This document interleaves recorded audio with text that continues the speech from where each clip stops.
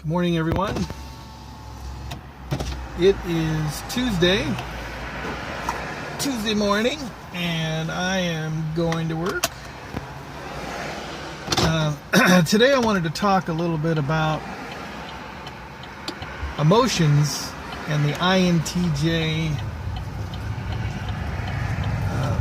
response to their emotions and how they process their emotions and how they process other people's emotions.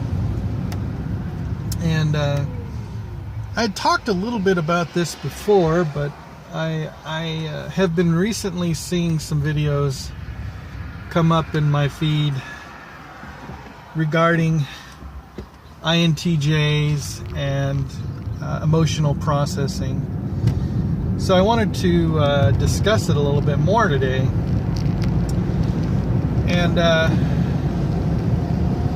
I guess the first thing that comes to mind is just the numbing sort of state of mind that the INTJ generally struggles with. I think that it takes a lot of discipline and desire for an INTJ to stay in touch with their emotions, because we don't have the capacity that other people have to freely access our emotions. It's not as strong of a function in the INTJ. It's there, the function is there to understand your emotions, to to experience healing of your emotions. There is the ability, but it's not something that it comes as naturally as the thinking and the logic for the INTJ. So, you could look at it as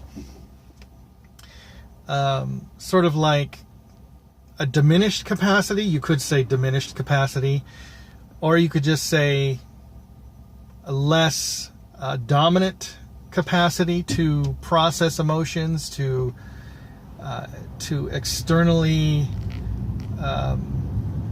show others your emotions. It's there, but it's just not a vibrant rainbow. It's more like the primary colors of the color wheel. Red, blue, and yellow, I believe.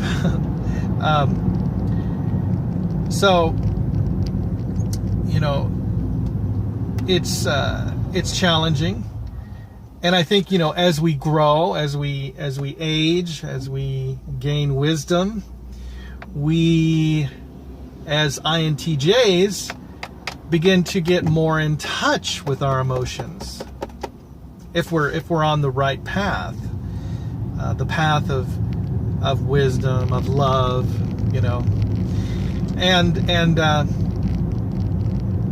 so and I could say the same thing in regard to those who have a dominant feeling function. For instance, the INFJ, which has the F, as their dominant function. Over time, they can gain a capacity to maybe think logically a little bit more, and not always judge things based on their feelings. So as an INTJ, that is something that I strive for, is to maybe look at things a little bit more like an Ian FJ, try to be more extroverted, try to have an idea about my feelings, and to kind of make a judgment about things around me with my feelings. So those are lofty goals. Those are really lofty goals for an INTJ. And so how do you relate to an INTJ if you are a dominant, emotionally driven personality type? Well, you really have to consider the INTJ as less mature. If you could put it that way, you could say less mature. It kind of like is a demeaning way of saying it, but you could say that we're less mature in regard to emotional capacity. Or you could just think of us as a different creature in regard to what our function is in this world. And our function is to make judgment calls regarding the way that we think about things. Not the way that we feel about things so much, but we're constantly, consciously thinking about what the next plan is. Okay? So, in that regard, we are of value to society because we offer a judgment based on a conscious thinking of logic, and so that's a valuable thing for society to have, as well as the emotional side of our culture. The F types, the feeling types. That is also a valuable contributor to society in regard to making judgments about the world in regard to how we feel. So, how do you relate, if you're a feeling type person, how do you relate to an INTJ? Well, you have to understand that they are not going to dominantly judge things or make judgments about things based on their feelings for the majority of the time. Not saying that they'd never do it, but the thing is that the majority of their personality type is the thinking process. And based on what they are thinking, they'll make a judgment call. For instance, not too much money in my checking account this month. I should cut back on some grocery spending. That's a judgment call.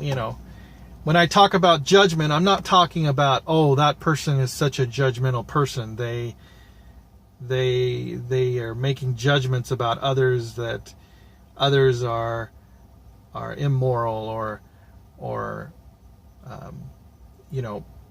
trailer trash or something of that nature. It's not like that kind of a judgment. What I'm talking about is a judgment that is making a value assessment of things to do.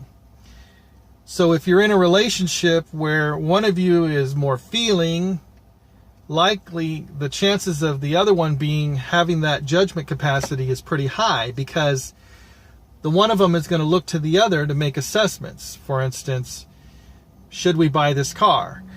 Well, here's the interest rate, here's our current debt, maybe we should hold off, that's a judgment call. That's what the INTJ is good for.